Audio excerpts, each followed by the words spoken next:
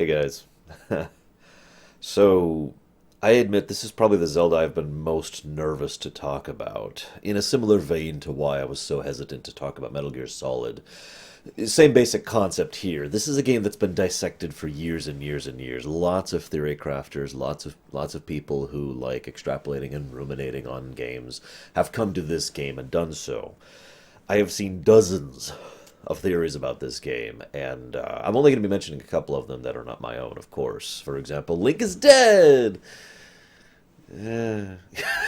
And there's also, of course, the all the people here hated the goddesses of the Triforce theory, which is the other one I wanted to mention.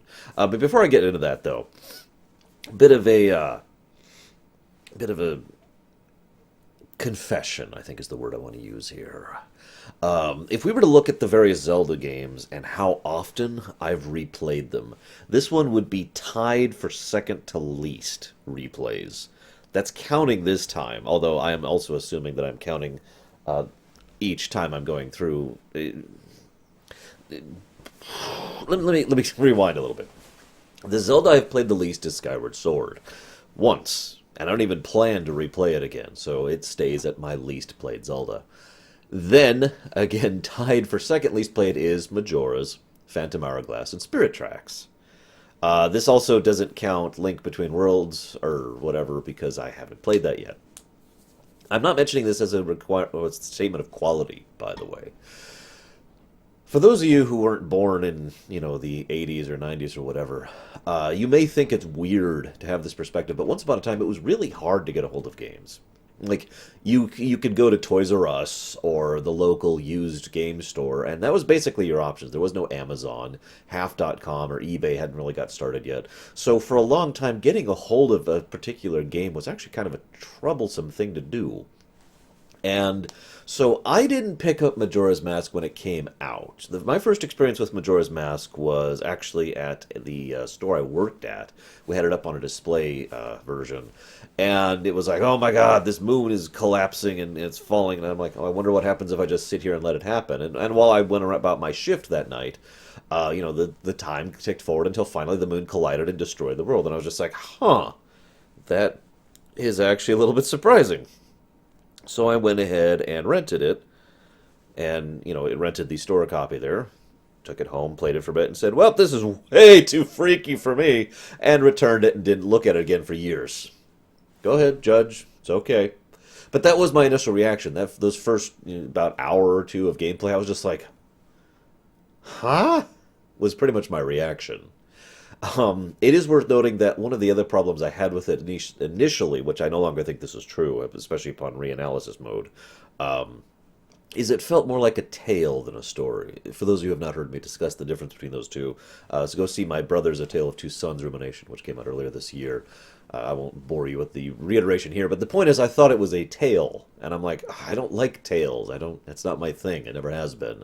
I'm too linear, literal-minded of a person to enjoy a tale. So, now it's not, again, as I've said, but, my first time, I was like, ugh. So then I played it at a friend's house, like I said, years later. And I was like, oh, this game's amazing, now that I actually get a chance to play it.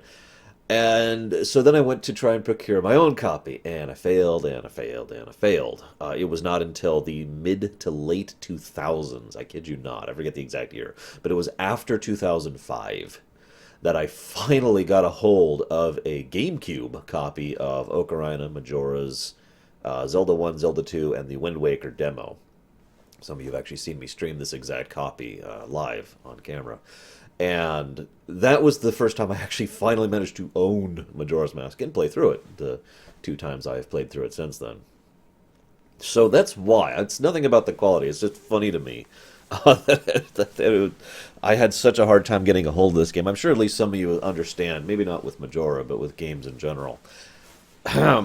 Anyways, so a little bit of a behind-the-scenes look here. The original intent here was they actually wanted to go back and basically do like a third version of Ocarina to actually make this whole to completely redo the dungeons and revamp them and redesign them and all that fun stuff. And Aonuma, which I'm probably pronouncing his name wrong, didn't want to do that. He started doing his own dungeons in his own time. And he was found out, and Miyamoto said, yeah, all right, I'll let you do that, but you got 1 year, which is pretty short for development terms. In fact, they actually had 2 years total to make this game.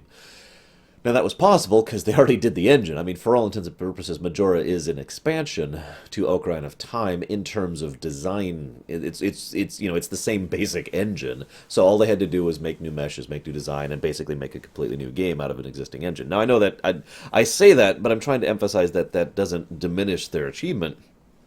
It does explain why they were able to do the game in such a relatively short period of time. This is one of those reasons why I've been in favor of expansions for a while, because we get games like Majora's Mask out of it. But anyways, they did touch up the graphics a little bit. Most of the graphics were actually identical, and they fixed the control scheme just a little bit. It's a little more responsive, even in the original N64 version. That being said, of course, the 3DS version is naturally the 3DS version of Ocarina touched up, and all the fun changes made to that. I guess this is a good time as any to talk about some of the other changes. See, Ocarina didn't really change much when it came to the 3DS version. This one did. Several little things. I mean, there's actually a fairly large list. It's a couple pages long. I'm not going to bore you with all of them, like moving the bank around or changing the positioning of A or B. But the really big changes really are to the bosses. They basically added a weak point mechanic to all of the bosses, really. With the big Majora eye popping out of the boss, and you have to do this special little thing to defeat it. And, well, I mean, it's not that different until you get to Georg and frickin' Twin Mold. Oh, God. I just have to tell this story here so I don't forget it. So Georg just took me forever. It was like a 10 to 15 minute fight of just, oh, come on, because he couldn't hit me. But I was too cautious, and so I kept getting more and more reckless, trying to get those mines into his mouth until finally, oh God, there. But the Twin Mold fight. So I had been on a cycle. I was like at the middle of day one when I went into the Stone Tower, and I was at the night of day 3 by the time I reached the Twin Mold fight. And for those of you who've played the 3DS version, you know that the fight basically was elongated. Whether for better or for worse, I'll discuss when we get there. But, well, I guess I can discuss it now. But the point is, they changed it so that there's like a whole second phase, which technically wasn't there anymore. You get the Giant's Mask off of the blue mold, and then you grow huge, and then you have to beat the snot out of the red mold, and I mean beat the snot. It's got a bajillion health, and it's constantly knocking you down and stunning you, and then knocking you down, and so you have to dodge everything, and then hit him, and then dodge and hit. It's a very stick and move. And then you have to swing him around and smash him into the ground 4 times in order to actually defeat him. It takes forever. I was on the night of the 3rd day, as I remind you. By the time I defeated Twin Mold, the timer had already shown up, saying, you have 6 minutes or whatever left, and it was down to 4.5 minutes, or 4 minutes and 38 seconds specifically, when Twin Mold died. And I had gotten all this great fairy pieces, and I couldn't remember where the great fairy fountain was. So I get out of there with 4 minutes and some change to spare, and I'm like, oh God, just running around trying to find the great fairy fountain. It's like, oh, here it is. Oh God, finally, yes, quick, go, deposit in the bank, go! And I finally made it with like 1.5 minutes to spare before the moon hit. But the whole fight with Twin Mold, everything's red and shaking, and you hear the bells in the distance. I'm like, come on, come on! I just thought it was funny. Moving on, so they changed that. I'm going to discuss why I think that was a good and a bad change. The change to Georg, they should have done a couple things different with it. The range at which he will pull in mines is a little too short, in my opinion. I feel like these changes didn't go through as much playtesting as they should have, because there's little details with the design of them that's wrong, like that, for example. Now, I'm not saying you should be able to pull a mine from across the room. Indeed, a mine wouldn't even survive that long. But the fact that you have to basically be within about 30 feet of him and toss a mine and then get him to do it, it's a little irritating. The strategy I ended up using, for anybody curious, on my second fight of him, because I had to kill him twice in order to do some of the side quests, because I did 100% run this time through. What I did was I would find one, like, as soon as he would stop, I would find one that's close enough to him, dash into it, and then immediately rush over to him, because if you're really close to him, he almost always does an inhale attack, at least if you get there quick enough. And then I'd just try to dodge the mine as it went into him. That worked pretty well. The twin mold fight, though, they missed up on that one. See, the second phase that they added is awesome. You're this huge, and you smash, and you crush, and you dodge, and you roll over the enemies, and you dodge this, and oh god, and they even drop magic potions and all over the place, so you don't have to worry about that. But they gave him too much health. It would be awesome if he literally had about half as much health, because as is, it's like, yeah, this is awesome, yeah. Man, this is taking a while. God, why is... Okay, there, that's 1 out of 4 times I have to do this. And I'm not just saying that because I was running out of time on the last day. In general, it felt like the fight just dragged on too much. So, like I said, it was awesome, and then they didn't do it properly. Okay, I think that's actually all I have to say about the gameplay, as weird as that sounds. I know, you're all expecting me to talk about the 3-day cycle and blah, blah, blah. But honestly, all I have to say about the 3-day cycle thing is the fact that it's awesome. It allowed them to have a much more personal look. This is the Mass Effect 2 / Empire Strikes Back of the Zelda series, in my opinion. This is very character-focused, everything's right down in there on the individuals you meet, the NPCs. Tons and tons of named NPCs, most of which have stories behind them. In fact, virtually all of them have some kind of story, some kind of personality, and usually there's at least one side quest which involves you working with them and through their problems and helping them to have a better life and whatnot. Very, very character-focused. The actual plot of Majora's is, well, not the greatest in the world, but it's not that bad either. Themes, well, we'll be talking about themes extensively. Holy moly. Yeah, let's a good time to go ahead and go back to those theories I mentioned earlier, because I wanted to discuss those. I mentioned the Link is dead theory. Now, let me make this clear. I do not agree with the Link is dead theory. I don't. I'm not even going to argue against it. I'm not with it, okay? I will argue for it, even though I don't agree with it, in one simple way. Having replayed this, it occurred to me there is one way in which the Link is dead theory actually fits. See, we know that this Link, the Ocarina Link, is the same Link from Ocarina, and is the same Link in Twilight Princess who teaches all the skills to that Link. All 3 of these are the same person, right? So, the fact that he's already dead as of Twilight Princess and still going kind of fits with someone who died and continued to have adventures even after they died, especially in a land called Termina, which actually could be seen as an allegory for the land of the dead in more ways than one. Never mind the fact that there are literally dead spirits all over the place in this game who are still attached to the world or whatever. But the real reason I think it fits, or could fit, is because in Ocarina, the living Link went through a massive, epic scale adventure of good versus evil, and then he dies, and then goes through another adventure of much more personal discovery and assisting the little people, and generally the tighter focus thing, like I already mentioned. And those 2 experiences, the living and the dead, giving him the wisdom, courage, etc., necessary in order to pass on his skills and to cling to living so that he can manifest himself as things like a wolf and a Stalfos. Because he's not really dead in the strictest sense of the word, he's dead in the sense that he was in the land of the dead and is manifesting himself here in order blah, blah, blah, blah, blah, blah, blah. So that's how that would work. I still don't agree with it, but I thought I'd argue for it.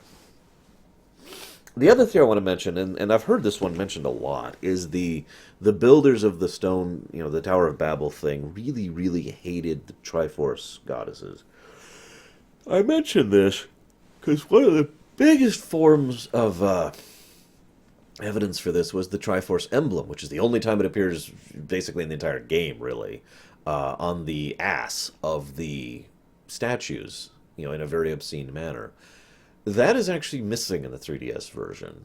I actually looked. I took some effort, and I was like, huh? And they removed the Triforce emblem. There's still a triangle there, just like there was before, but the emblem has been removed, which I find interesting because I feel like the 3DS version was leaning in a couple of directions, graphics-wise and aesthetic-wise, to lend credence to some theories and remove credence from others, and this would be one of those. I also don't see the phallic thing, personally, but shrug. Now, oh god, I have so many things to talk about.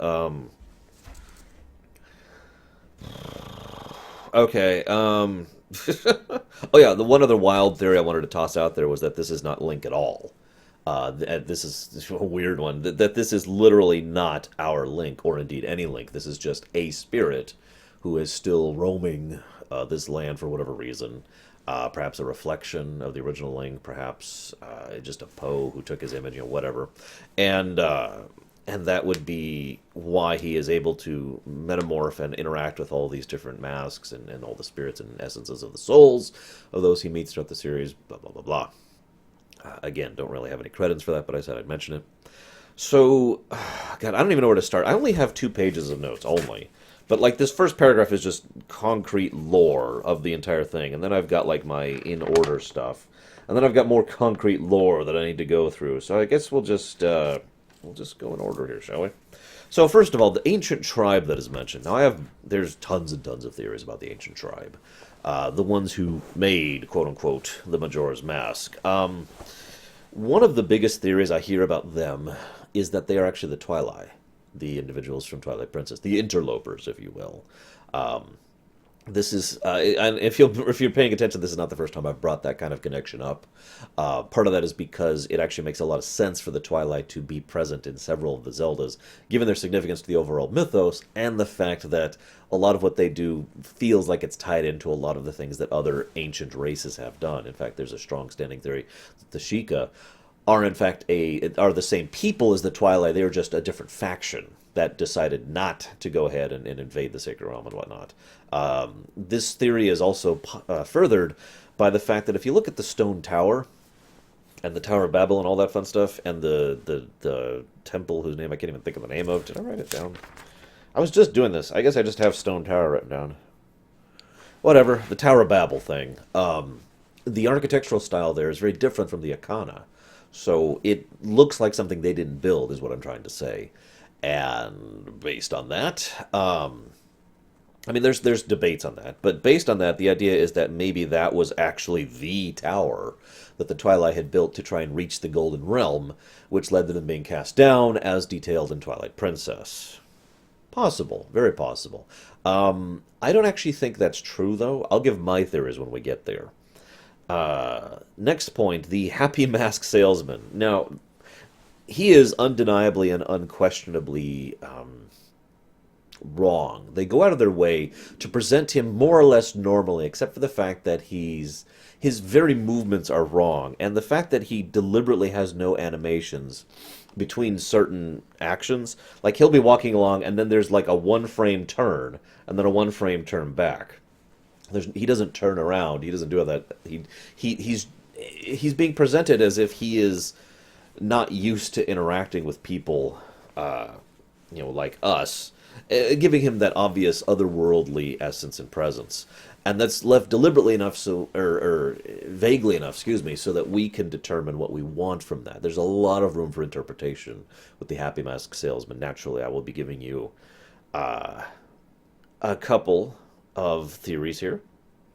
The most common theory is that he is one of the ancient tribe, someone who found out that the Majora mask had been, it has broken loose or whatever, or been freed or whatever, and went to hunt it down, and therefore was active in Ocarina, literally looking for that mask, finds it, and is like, aha! And then, loses it to Skull Kid. There's, whether that's true or not is debatable. I have a fairly similar theory to that. Basically, I think he is one of the ancient tribe, but I think the ancient tribe succeeded. This is really weird. So I'm going to save those theories for later. Just remember my thoughts about that.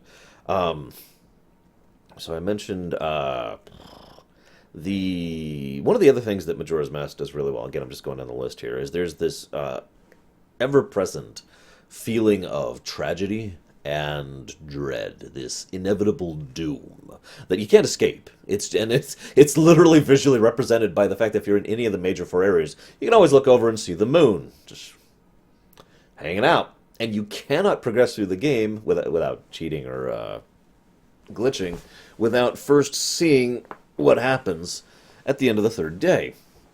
Because the way the first day is structured, or the first cycle, I should say, is structured, you have to go through that cycle and discover, oh yeah, the moon's going to collapse. So just in case there was any doubt about this giant, horrific-looking moon standing there, no, it's going to collide, it's going to destroy everything.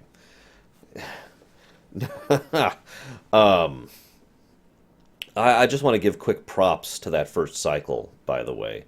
They did some really good stuff with it because you basically can't do much on that first cycle. You are limited to Deku form, which is very limited in where you can go, and you can't even leave the town. From a game design perspective, that was actually a really good move. There are some things you can do, some side quests you can advance. No, excuse me. But most of all, what you can do is you can learn the layout of the town. It was a great way to encourage the players to just roam and explore and figure out where everything was, because they'll need that throughout the course of the game, assuming they want 100% or do any of the side quests or whatnot. It was a nice touch, and I found myself just kind of roaming, and at first I was just like, where the hell am I? Because, it's been a while since I played this game. And then, it's like, oh, okay, well, I need to go here, and I need to go here. And learning where everything was, it was nice. And by the end of the third day, or rather, but when things advanced, I actually had a pretty decent idea where I was going and what I was doing, so credit there. But yeah, the doom, you can't get away from it. The moon is always there. You know what's going to happen when it collides. And it's not just that, though. That's the obvious thing. The colors are a little bit off. The sound design is very gloomy. Everywhere you go, there is some essence of, for lack of a better word, entropy, which is just permeates every pore of this game. And I mean, even the idea, even one of the more positive, lighthearted things with Anju and Cafe, or however the heck you say his name, um, ends on with literally like 2 minutes to spare, and them sitting there accepting the inevitable, embracing what is going to be their death, and it's just like, oh my God, every single aspect of this game lives and breathes that sort of rot. And I have a strong theory about that, which again I'll get to basically last. I'm going to give my big theory about Majora's last. I'm going to build up to it, and hopefully remember it when I get there. Um, the there's a decent amount of argument that this game could be a lot about faith and courage. The idea of so many of these people are in the situations they are because they lacked faith in the other individuals around them, and the only time things change is when someone with courage. By the way, for the record, no, I don't think Link has the Triforce of Courage at this point in time. I'll discuss that. Well, now, I guess. Because if you think about it, he wouldn't. He didn't get the Triforce of Courage yet. Bear with me. This is the same Link, okay? This is one Link, our Ocarina Link, okay? So he goes through the Child Link stuff in Ocarina, gets warped to the future, however it happened. We already discussed that. And during this warp, or immediately following this, is when he gets the Triforce of Courage. And then he does all his actions in the future, defeats Ganondorf, and is sent back to here. Before he got the Triforce. Triforce is now gone. You with me? He has been reverted. Now you might be like, well, hang on, he was sent back. No, only his consciousness was sent back. That's why he comes back in the form of his own body, the shape of a boy, rather than his own adult form coming back with him. If that happened, he probably would have not only all his gear, but the Triforce of Courage. But all of that was left behind. His essence, his thoughts, his soul, whatever you want to call it, went back into his original child form and started going into this new branch timeline that Zelda created. Thanks, Zelda!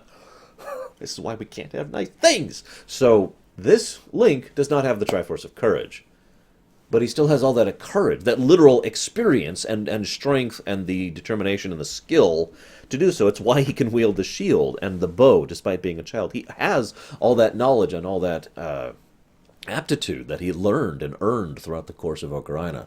So my point is, he has literal courage as opposed to the Triforce of Courage getting for it. But the point is, with all of that courage, he is able to do something that no one else is able to do. Actually take things on a risk, actually take faith, and do things that are seemingly impossible in order to rescue everyone. Saving the swamp, and fixing the ocean, and stopping the eternal blizzard, and ending the curse of death. All that fun stuff, right? Now, one other thing about Termina really quick. Termina is not the first alternate dimension we see in a Zelda, nor indeed will it be the last. I'm kind of a torn mind on that one. This ties into my big theory, believe it or not, but I almost wish originally that it had simply been another continent rather than an alternate dimension. The reasons for it being an alternate dimension are actually very mundane. It's because they wanted to reuse as many art assets as possible from Ocarina. So there's literally the alternate Ingo, and there's the alternate Malon and Talon, and all those characters from Ocarina, who of course have completely different names and personalities here, but the same model. So they can reuse the models and get their mileage out of them. Now, I don't want to be derogatory towards Majora's Mask. There's a lot of new models, new art assets in the game, but there's no denying they were reusing quite a bit in order to make this work. So now, Link at the beginning is downcast, looking for Navi. This has been confirmed. This was theorized for forever. But yeah, he is looking for Navi. And I just want to say, it is amusing to me because Zelda wanted him to have a real life. She wanted him to go back to the life she could no longer have because she had lived through the 7 years of hell.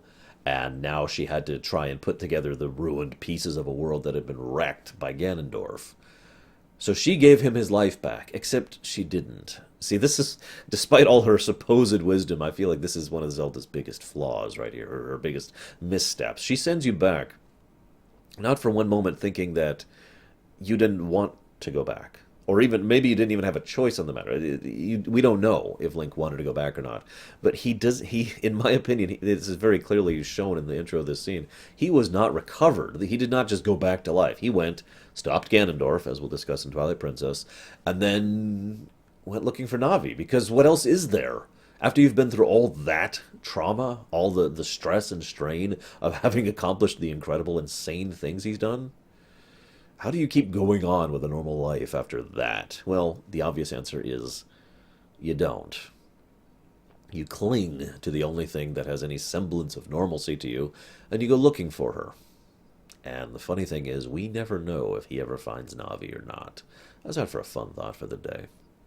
Some people theorize that it doesn't matter if he finds Navi, that he ends up going home to Zelda and to the kingdom and makes a life for himself there.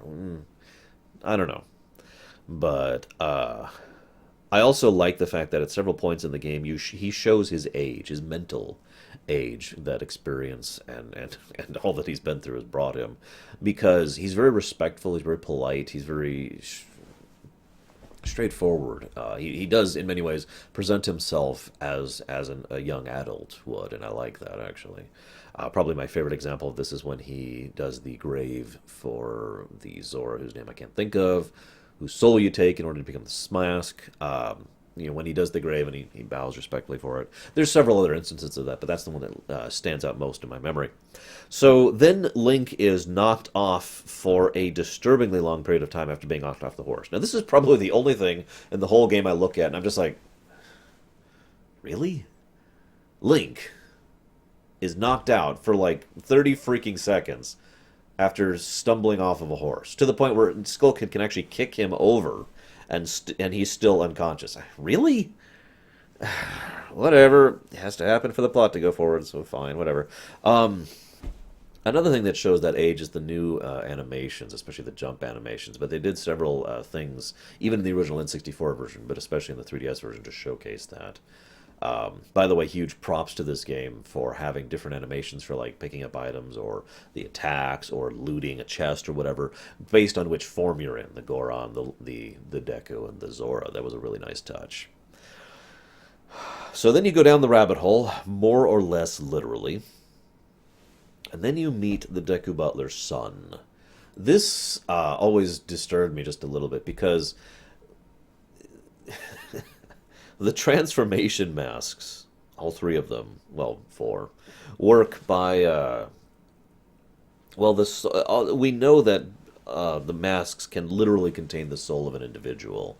And if you don that mask, you actually gain the ability to be perceived as that person. And it takes someone who really knows that person to understand that you're not them. We see this in cases other than the transformation masks as well, actually. One of my favorite examples is when you wear the Captain's Skull mask, I forget his name, for the King of Akana. And he's like, "Oh my God, it's you!" But wait, that's not you. Um, but yeah, there are several examples where people will mistake you for the person that you have the mask of because it's a metaphysical thing, basically. You may not look like that person, not really, but you are literally carrying, you are wearing their soul. And I hate to point this out because it's so obvious, but I mean, you are literally wearing a mask of their soul. So it makes sense that you would be perceived as them. It also says a lot about the power of masks and the overall theme of masks, which is pervasive throughout this entire prevalent throughout this entire game. The ever-present idea of masks, but I'll talk more about that later. But I mentioned the Deku Butler's son because it's the first time we get that hint of the fact that something's really gone wrong with Skull Kid. I mean, back in Ocarina, it is the same Skull Kid as in Ocarina and in Twilight Princess, by the way. Um, but we get this impression right off the bat of how things have gone a little bit awry for him. Playing pranks, mischievous jokes. I mean, I don't like pranks, but at the best they are ill-conceived fun, right? Murdering someone in order to take their soul and use it to curse someone else, that's probably over the line. Because it's never stated outright, but it is heavily, heavily implied that Skull Kid is the one who presently, or in the past, killed the Deku Butler's son in order to create the curse, masking you with the soul of that Deku, giving you the Deku form. It's a nice touch early on in the game because it really emphasizes that this is a damned dark game. Majora's Mask is very dark. I know people hate me for saying this, but I think it is tied with Twilight Princess for being a dark game, and I don't mean that as a pun. I mean both games have extremely serious, very brutal consequences, a lot of adult fears, and a lot of general darkness throughout the course of the game. Both games are also about you trying to fix the world, which was broken even before things went wrong. But I'm getting ahead of myself again. Um, I also want to just give huge, huge props, in addition to the animation, to the gameplay changes that the masks add. The fact that the Deku, the Zora, and the Goron literally play differently, function differently, have different moves, interact with the environment differently. All of that is phenomenal, and it makes this probably one of the most varied Zelda games I've played personally. It was a lot of fun replaying this one. So the time mechanic. The first reason behind the time mechanic, and this is stated by the developers, was they really wanted to do the schedule thing. If you don't know what that is, go see Elder Scrolls Oblivion, which was the second major game to really do something like this. In other words, every NPC in the world has a schedule of what they do at what times and what days, and it helps add to the flavor of the world. Majora's Mask probably, I'd say, is tied in the top three, in my opinion, for worlds that feel like a living, breathing world. That FF9 effect I've talked about so many times. The fact that you can look around and it feels like this is a place where people live, and this is a place where people work and play and die and breathe, and it just feels more alive because of the interactions, because of the schedule, because of the characters, because of the way they interact with each other, all that fun stuff really helps flesh that out. So the time rewinding mechanic enables you to have that schedule so you can see all the different events that are happening, because it's almost impossible to do everything in one cycle. It is actually possible to do a fairly large amount of everything in one cycle. I believe with glitches, with speedrunning strats, you can actually do 100% of the run in a single cycle. I'm not 100% sure that. I meant to look that up before this and I failed, because the other thing I saw was of a any percent one cycle run, which skipped a few things, and then there was another run which did everything in 4 cycles total, 100% in 4 cycles. So, anyways, so that's actually awesome. The other reason, though, is it's an ever-present reminder in a somewhat more subtle way of that entropy aspect I already talked about. Yes, you have the moon. Yes, you have the atmosphere. But there's also a literal ticking clock so that you, the player, actually know that things are ticking out. You know what's going to happen at the end of that third day. You know that if you don't hurry, you're going to run out of time. There are actually several times where I made a mistake and I was basically an hour late for an event and I had to go back to the first day in order to start over and go through the cycle again to get back to the point where I was in order to accomplish it, and blah, blah, blah. And that was, that was kind of irritating. But, it again gets that feeling of ever-present tension throughout the course of the game. I also kind of got into the habit of doing the inverted Song of Time every single time I reset things, except for when I did the couple of side quests where you actually need time to be flowing normally. But anyways, so one quick note here. I'm going to try and hit these in order. I keep wanting to skip ahead of my notes. I'm still on the first page here. I noticed that there's kind of a lack of governing bodies in this. Now, I know what you're going to say. Well, what are you talking about? I mean, there's the mayor, and there's the King Deku, and there's, there's the King of Akana, and that's kind of it. But that's kind of my point. In most other Zeldas, there's usually strong governing bodies that feel like kingdoms or nations or something. The Gerudo and the Gorons and the Zora and the Hyrule Kingdom of Ocarina, even though they are literally small, are always presented as if they are, kingdoms, basically. This is true for many other Zeldas. I'm not going to get into each example here because that would take a while, but the point is, in this one, they had a very different feel for it. Each one felt more like a city-state to me. Now, you might be like, well, what's the difference? Well, first of all, the difference is it's more focused on the individuals, much smaller, tighter focus. But second of all, it is also indicative of that entropy theme I already mentioned. Because we have the ruins of what used to be kingdoms here. There's the implications that the main center town used to be much more sprawling and better designed and better flourishing than it is now. The kingdom of Akana, of course, well, that's obvious. I mean, that place has been ruined completely by years of bloodshed. The swamps down in the south, even before the poison came in, were mostly lost, and only a small section of it is claimed by the Deku. There is no governing body in the west, in the oceans, except for the pirates, who have their one fortress, and yet despite having this massive sprawling fortress of doom that is very impressive, they lack any offensive power, so they're basically holed up in there, walling themselves off and trying to stave off the inevitable. And of course, in the north, there's the Gorons, who lack any strong governmental body whatsoever, to the point where they are completely incapable of dealing with a crying baby. I mean, I know that that's probably me reading too much into it, but seriously, that is how dependent they have become on whoever their current leader happens to be. Darmia, I want to say was his name, or the Elder, depending on how you think about that. And the Elder was the only Goron. Oh, Elder and Darmia, excuse me, were the only Gorons who actually were trying to do anything about the Eternal Winter. Everyone else was just kind of living with it. Yeah. Do I even need to make my point there? The idea point here is it's not just that there's a lack of governing bodies. It's the fact that there's a lack of leadership in this world. There's no strong leaders. You get my point. There's no strong leadership. I think that is the better way to put that.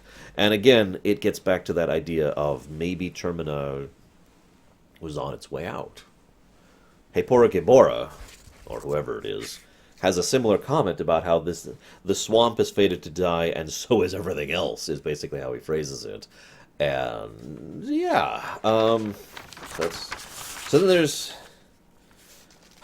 there's Tingle. This is the first game with Tingle. This is probably the game where I hate Tingle the least.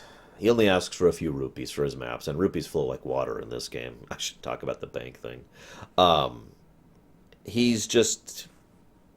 I'm not going to say he's creepy, because I don't think he is. I think this is more a cultural thing. If someone was like that here in the States, yeah, they'd be a creepy bastard. But this is not in the States. This is a Japanese game. And I also feel like it's kind of the Michael Jackson thing. Hear me out. I'm one of those people who don't think that Michael Jackson was a pervert, in the sense that he was accused of. I don't. I think he was literally... I mean, we know he had some actual issues, thanks to the reports that have been released after his death. But I think he was more the man trying to embrace the child thing taken to a bit of an extreme. And I feel like that's one of the reasons why most people didn't acclimate to that, because that is not normal. It is unusual, and unusual is a very ripe and prime target for mockery or accusation or whatever. I mean, I'm sure at least several of my audience understands what it's like to be unusual, right? So I mention that because I think Tingle is literally just trying to embrace the childhood of, oh yes, I'm totally a fairy, this fantasy, taken to an extreme, like I said. We actually meet his father in this game, as it happens. But he is just another example of a character who is wearing a mask. We'll go ahead and talk about that here. See, he is obviously not a fairy. and yet he clings to that ideal. There's the romantic couple in Clockwork Town who have in the Mid East section have a game you can do where you throw bomb shoes and then bombs and then arrows, right? And yet the whole time they're like, "Oh, we're so in love. We're so in love. We're so happy and we're so in love." It comes across as fake even before you finish the third game, and they have that line, "Are we really this happy?" As they actually start to question whether or not they actually are what they say they are. Again, a mask. Then there's the postman, whose mask is his schedule. He has to adhere to the schedule. He must do whatever the schedule says. He is bound to do it, and everything must adhere to the schedule, to the point where if you don't do his side quest, he will sit there and die because it's not on his schedule to leave. Or how about the swordsman, who's like, "Oh, I am brave and strong. I will cleave the moon in twain, and we will have nothing for fear." And yet, if you find him on the night of the third day after the clock starts ticking down, he is cowering, whimpering about how he does not wish to die. And then there's the Gorman brothers. There's actually two theories about the Gorman brothers. First theory is that they actually are Garrow. They are ex-Garrow. They are some of the only Garrow who fled that terrible, horrible, bloodthirsty war and decided to make a different living for themselves, in basically robbing people and running the races. Whether that's true or not is debatable. That's the theory I adhere to. The other theory is, of course, they just stole some Garrow masks. But either way, they're either wearing the mask of normal people, hiding their blood-stained past, and the fact that they're still crooks, or they're wearing the guise of normal people, hiding the fact that they're still crooks. Now, I'm not going to go through every example in the game, but virtually every major NPC who at least has some quest attached to them in this entire game is wearing a mask. Not literally, although some cases literally, but figuratively. They are hiding whoever they really are. This is, again, one of the major themes of Majora's Mask, ironically enough, the fact that we as people hide ourselves. And in some cases, we don't even know what's underneath those masks. And it's one of the other things this game toys with, is the idea that if you wear a mask for too long, you actually become that mask, and you no longer actually have a true self. This is the real you, and there's nothing left underneath. And I find it fascinating, especially since it fits with my overall theory. I think I'm just going to say that and leave it at that. Now, the bank thing. I just want to talk about the bank thing really quick. You guys know that economics is one of my things. I have weird interests. Economics, ships, fiction. Anyways, I want you to picture it this way, okay? Let's say here's the bank, okay? This is great. And they have 5,000 rupees in the bank. Just bear with me, okay? So you go through and you get all these rupees, and you deposit 200 rupees in the bank. So now they have 5,200 rupees in the bank. Yay! Then they stamp you, and I love this, by the way, because this is brilliant. They give you like a little tattoo, and I just picture it literally saying, name and current balance, and they just adjust the tattoo each time. So he recognizes, yes, that's the tattoo, and this is your account balance, right? That's how I've always pictured it. So you rewind time. Now the bank has 5,000 rupees because we're back at the beginning. You go and say, "Yes, I have 200 rupees, please."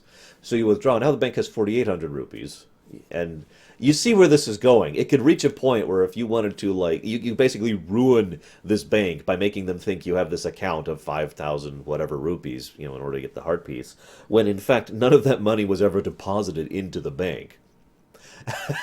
And you could kind of economically ruin that bank if you actually pushed yourself to do so. I just find that idea fascinating because I mean, you did deposit the money, it's just you didn't deposit it into that bank, if you follow me. Anyways, this is, so I've got another note here. This is one of the least linear Zelda games ever, basically. I have not played Link Between Worlds, but I would actually say this is probably the least linear Zelda game I've ever played personally. You basically should do the temples in the 4 order. Oh, by the way, you ever notice that? The number 4 is everywhere in this game, which is your classic 4 elemental, 4 sides, corners of the earth, blah, blah, blah, blah, blah. I forget if that's Taoism or Daoism or Buddhism, but it's something. Anyways, if you literally do the dungeons in order, it's down, up, left, right, which forms a 4. Anyways, you do basically have to do the dungeons in order, but other than that, you can do whatever basically whenever. You can even go redo the dungeons, which I had to do at least a few times to do the frog side quest and to open up a couple other mini quests because you have to make it spring in the north to do several things. So I had to beat Goat. Excuse me, I had to beat Goat like 5 times. Probably should have planned that a little better, but whatever. So I like that that non-linearity. It's probably a game that if I knew it better, if I really knew it inside out, I would love speedrunning this game because anybody who's watched me do my speedruns, especially my FF6 runs, knows that routing is a huge deal when it comes to speedrunning, in several games at least. And I love routing. I love trying to figure out the gains and the losses and the net balance of an increased time and efficiency and trying to push the limits of what I can accomplish. I love routing a speedrun, and I feel like Majora's Mask has just got to be a treat to route because there's so much you can do in basically any order. Um, yes, there's that thing. We'll talk about that later. I talked about that already. So let's talk about the well. So there's so many things I keep seeing in my notes. Like, well, I want to talk about that later. Let's talk about the Skull Kid. This is just a nice, tiny little point. If you're watching through the observatory on the first day, Skull Kid's like, da da da da, and then you see the moon tier. I saw that like 8 fricking times, by the way, doing that fricking moon tier thing until I finally was done with that quest. Oh my god. Anyways, if you do it on the first day, he's like, da da da da da. If you do it on the second day, he's like, if you do it on the third day, he looks just distorted. He's just like, and he doesn't even animate. He's just. It's interesting to literally have that visual representation of how much he is degenerating under the Majora's Mask. Nice touch. Speaking of nice touches, the postman, if you get into his office, actually has the signs with the schedules and the routes all up there, so you can exactly see where the postman's going and whatnot for use in later quests, of course, but mostly just because it's, again, a nice touch. It adds to that lived-in feel. Speaking of nice touches, the there's the Majora's emblem basically everywhere in this game. It comes off of the bosses. It's indicative to go refight the bosses. There's several aspects of it in the dungeon design and whatnot. I have my own thoughts about that. Basically, if I were to summarize them in brief, I think that Majora is not a recent inclusion into this world. I think Majora has been around for quite some time in this world. But again, I'm just adding bits and pieces to my final theory, which I'm still building up to.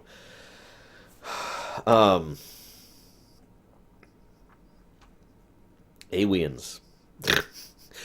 I have a note on my thing that just says Awians. Let's talk about the. I'm not saying they're Awians, but let's talk about the aliens really quick.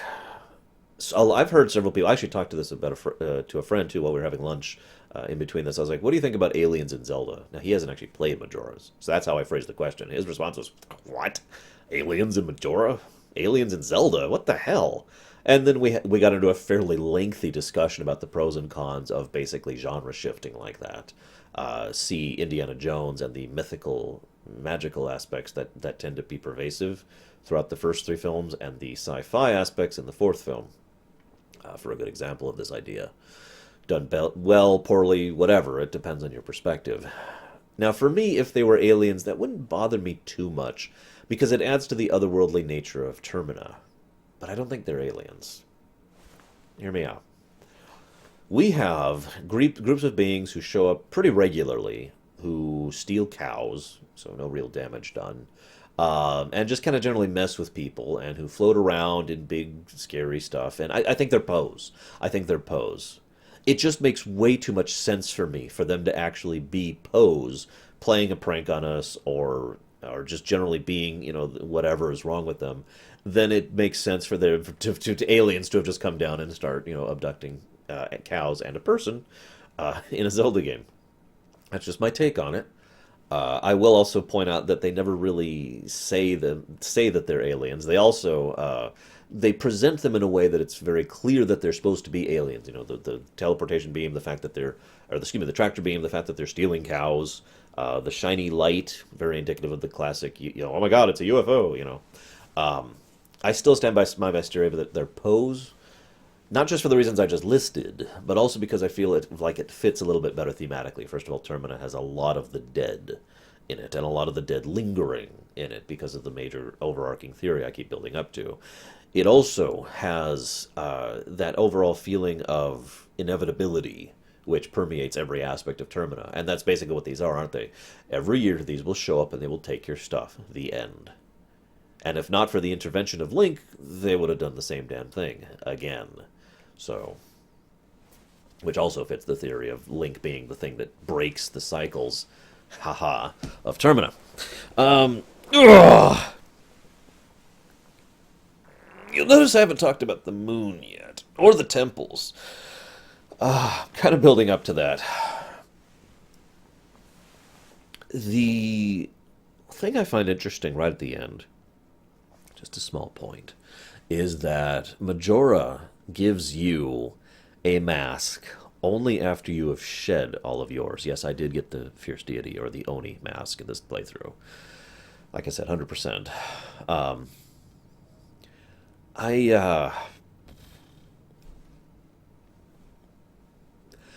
I just find it wonderfully fascinating that a point in time at which Link has bared who he really is, Majora basically, the impression I always got is that Majora can't stand to look at the real person that Link is, to look at someone who is a real person, to the very concept of not wearing a mask is so alien to this thing that it has to give you this mask. Now, of course, that only happens if you 100% it. But the fact that that final fight, you completely and utterly destroy Majora. I mean, just complete curb stomp. I forgot how incredibly easy that fight is with the Fierce Deity mask. I think further emphasizes the fact that even knowing that you were going to destroy it, you were going to play the bad guy, Majora was still willing to go through with that just because it was so alien to the creature, or whatever, to the essence or spirit or whatever, that someone would not be wearing a mask, that it couldn't take it. It's like, here, just take it. God. All right, I think I've done enough build-up. Let me just check my notes really quick. All right, so we're going to talk about a few things here. First of all, a lot of sympathy is gendered for the Skull Kid. The Skull Kid in this game is actually a very good example of the A to Z theory of villainy. I know I haven't talked about that a lot on my show. Most of that's been on streams, and I know not everyone catches my streams. So, in brief, some people wonder how someone who starts at A, a good person, can turn into Z, a villain. The reason why is you don't go from A to Z. You go from A to B. You make a little choice, a little decision, and you adapt to it. We, as living beings, are very adaptable. That's actually basically what defines us as living sentient sapient beings, is our adaptability. So we adapt. Now that we're at B, our worldview has changed slightly. Okay, we're at B. All right. Well, then you have to make another change. You have to make another decision. So you make another step to C, and then to D, and then to E, and F. You see how this goes. So the gradual descent, it's how sorry, I thought I heard something. It's how Anakin should have gone. I'll just put it that way. Anakin should have gone from A to Z. And we see a lot more of that in the Clone Wars show than we actually see in Episode 3. It's probably one of my biggest complaints about Episode 3 is that we don't see that progression that's already happened. Because by Episode 3, he's actually already at, like, W in the path. But we don't see that. That all happened in the show. Skull Kid starts off, haha, pranks, yay, whatever. And then he's cast out of Termina into Hyrule. And so he just kind of keeps doing his thing there, but that bitterness and resentment of having been thrown out by his friends eats at him, lingers at him, until he finally manages to play a prank on the Happy Mask Salesman, steals a mask. Debatable if he stole Majora at random, or if Majora called to him, or if he wanted Majora because he could sense the soul/power in it. We do know Skull Kid is basically either a spiritual being or a form of a Deku. I lean towards the former, especially since he's still around in Twilight Princess's era, but moving on. So, he takes the mask and he just starts taking a step towards B, and he starts playing a prank, and then a worse prank, and then a worse prank. We hear a fairly large amount of the different pranks he's been doing throughout the game. Knocking over Kume, or whatever her name is, in the woods, that's pretty bad, but not that bad. you know, kidnapping the princess, or sealing off the area, or poisoning the swamp, or setting up Begoron in defense of the Snowfrost, or Snowhead, excuse me. If you look at it in a certain order, the pranks he pulls throughout the course of the game are all escalating all the way up to the biggest prank, which is I'm going to bring the moon down on everyone's heads. Now, I mention this because, again, Skull Kid is portrayed as fairly sympathetic. He didn't really know what was going on, and it's made clear that it's the mask that was basically pushing him from A to B to Z. I postulate that the mask is the same way. Hear me out. The actions of the mask, the actions of Majora, seem not evil to me. That's a wrong word. They don't feel malicious. There's no malevolence. There's no ill intent. It's instead extremely warped, twisted. I feel like Majora is a good example of blue and orange morality. Someone who has become so wrong over the course of whatever happened to them that we have the situation that we have, where Majora is willing to do all these terrible, warped, twisted things basically as part of a game. And there's that final line which I cannot help but ignore. I can't help but take into account in the moon, where Majora tells you, "You play the bad guy. We'll play good guys and bad guys. You be the bad guy. Don't forget, it's okay to run." I get the really strong impression that Majora viewed itself as the good guy and everything else as the bad guys, and was just trying to play good guys and bad guys with that sort of childlike philosophy, which, again, I'll get to in a moment. And so it wasn't actually trying to kill everyone with the moon colliding with it, but was trying to scare them all into running away, which obviously is not how that worked out. It also, a lot of the things Majora does give me that lack of perspective concept, what usually people refer to as childlike naivete or innocence. In other words, the lack of understanding of what consequences are, the inability to understand that your actions can completely destroy someone's life. That's the kind of thing that most children just don't understand. They don't have the experience for it. They don't get what they're doing. So Majora doing all these things to ruin all these lives, it probably never even occurs to it that it is ruining people's lives. And even if it did, it would not have a concept of what ruining life means, because it hasn't experienced that itself.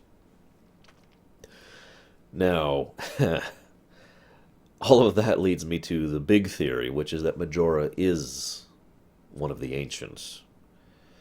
The only line we ever have about Majora and its origin is that it was a mask to help with hexing for the ancient tribe, and that's it.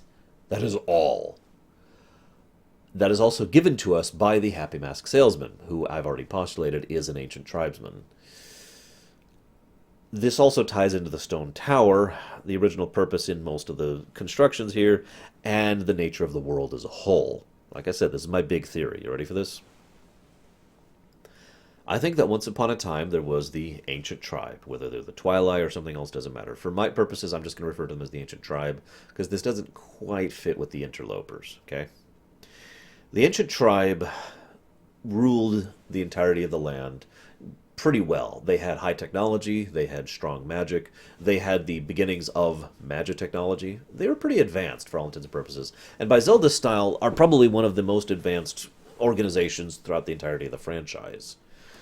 This organization built these 4 institutes in order to stop a slow, inevitable descent of entropy that was happening throughout the course of the land. Now, this is where the theory kind of branches. Either they are the cause of this, and therefore built these things to help stop it, or they built these things and then the cause was regardless of them. It was just something that was happening in the world in general.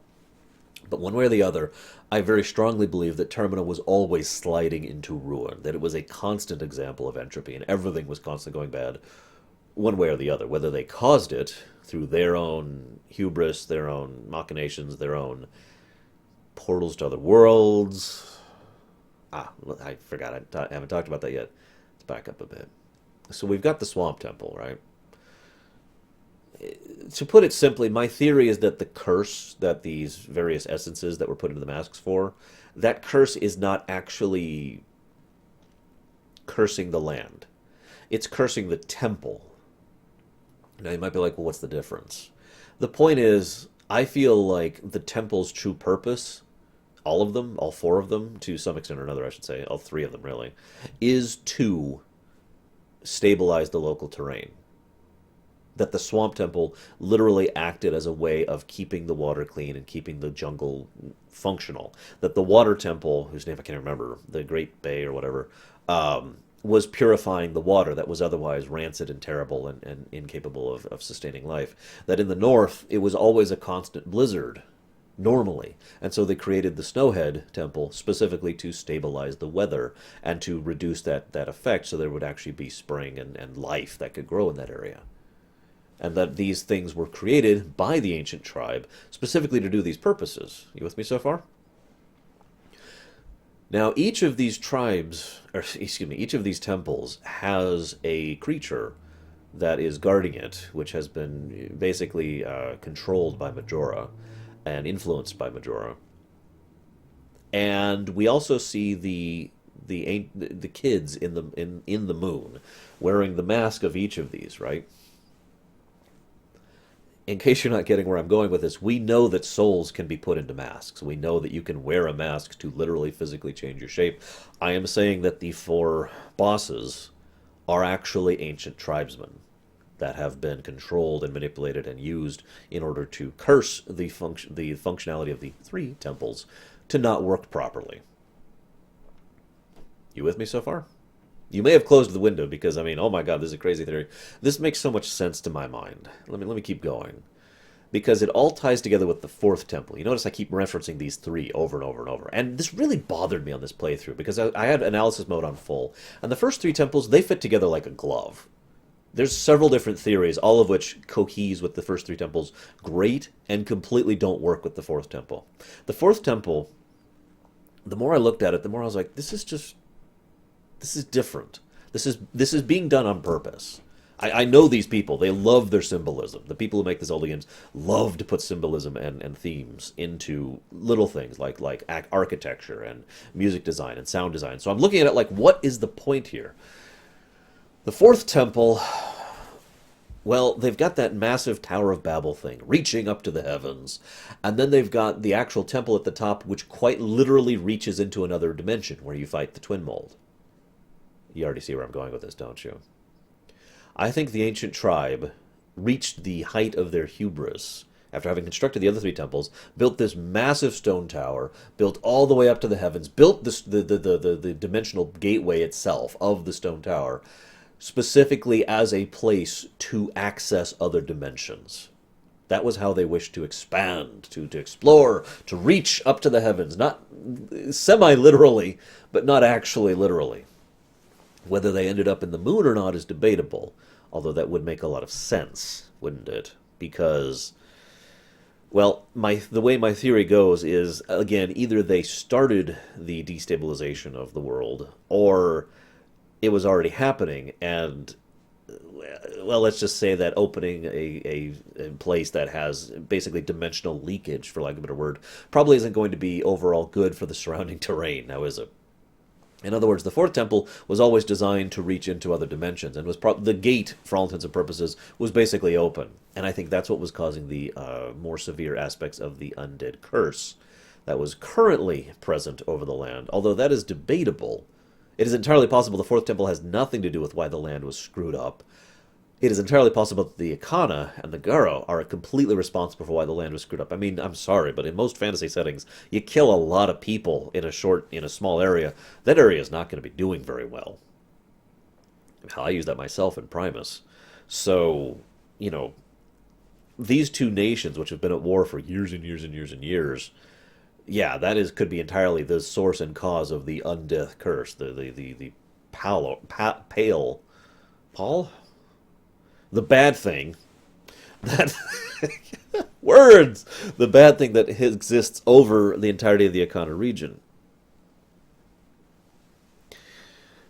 Now, you're like, well, okay, you're off your rocker, Arsh. And that's entirely valid, but I want to toss out a few other things really quick.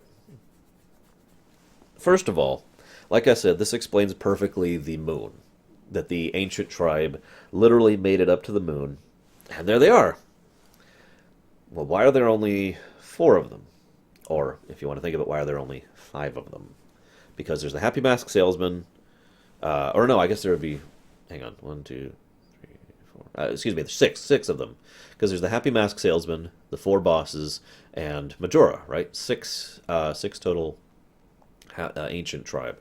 Now, the first and most obvious answer is there's more we're just not seeing. It's pretty obvious that the inside of the moon is freaking metaphoric to hell and back. So there could be tons of those people around there. And these are literally just the kids. Now, I like this theory best because the idea here is that this particular spot is basically a nursery for the young of the ancient tribe, who are still going to this day and happen to live in whatever dimension they found after they built the tower and left Termina behind. And Majora would be one of those kids. And just like Skull Kid, didn't really have the perspective, the mentality necessary, the growth, maturity necessary to understand what it was doing. And had the extremely powerful soul necessary to do horrible things, which resulted in that his mask being separated from him. And you see how this can kind of line up, right? And thus there are probably other ancient tribe up there, or elsewhere, that are taking care of the situation, or at least trying to, like, for example, the Happy Mask Salesman, who does not actually come across as a child in his mannerisms. I was paying very close attention to this because of this theory as I was replaying this. He does act like an adult, an alien, but an adult. So he could clearly be either be the only adult left, or he could just be one of the adults who actually gives enough of a damn to try and do something to clean up the mess of one of their kids in one of the worlds they've left behind. It is also possible this could be a little more metaphysical than what I am implying. They could literally be on a new plane of existence, which I'm not even going to go into, but it is a valid theory. The other way, though, the other way that I like this theory is because it shows that Majora itself is ultimately a victim of the strongest theme of the entire game. Not masks. Not the entropy thing. Misunderstandings. Everywhere in this game, people misunderstanding other people. How many truly evil characters are there in Majora's Mask? Assume for a moment we're removing Majora itself from the equation. So how many truly evil things other than Majora are there in Majora's Mask? And I would postulate Majora isn't evil either, for the reasons I've already gifted. It's just completely deranged. Now, you could argue that there is evil in this game. I would argue that there isn't, at least not amongst the named, not amongst the major characters. Every single time there is some kind of dispute or argument or even violence, it's because of disagreements. It's because of humanity, if I could put it in such terms. One of the natures of real life is that you could have a good person and a good person, bear with me, and they disagree on something, and they fight. Sometimes this can lead to wars, or general conflicts, or skirmishes, or God knows what else. There's not always bad guys and good guys. It is a childlike perspective to have bad guys and good guys. I'm not saying that as an insult, by the way. There's nothing wrong with that perspective. But it is a lack of understanding of how real life works that perceives that there are always good guys and there's always bad guys. Which goes back to what Majora says, isn't it? You play the bad guy, I'll play the good guy. But there are no bad guys or good guys in Majora. Not really. There's just people. I mean, Link is a good guy, but you get my point. There's just people. Everywhere. I took a few notes on this. Hang on. Hang on. Where did I write all that? Here we go. Okay, so like the guards and the council members is a great example of this. The guards care about the people here. The council members care about the people here. And both of them are trying to do what they feel is best, and they're constantly arguing back and forth as the mayor's just like, oh, God, please. You know, good example of that. The Akana and the Garo are also a good example of that, as weird as that sounds, just taken to a further extreme. These are two groups who have been arguing so long that we're not even sure what the original argument point is, really. We don't know what started that war. We just know that at this point in time, the Garo and the Akana have been fighting for so long, they're both dead. and they're both just still going after each other for years and years after the war probably actually ended. And yeah, I could name a dozen other examples, but really, look at just about every NPC interaction. It's all about how there's just decent people who disagree with each other. It's omnipresent, if I could be so bold. And it's indicative, I think. And this ties in again to the overall theme because the ancient tribe is not necessarily evil. They just disagreed. You see, the Majora is not necessarily evil. You know, the children are not necessarily evil. Uh, I guess that's it. I feel like I've ended on a weird note, but that is kind of everything I've got. Um, Let me know what you think, as ever, in the comments. Tell me about how horrible I am. It's okay, I understand. It's been fun going through this one. Next week, I'm not going to promise next week is Wind Waker, because Wind Waker's a long game, and it's Wednesday. So, but the intention here is next week, Wind Waker. Hopefully, I will see you guys there.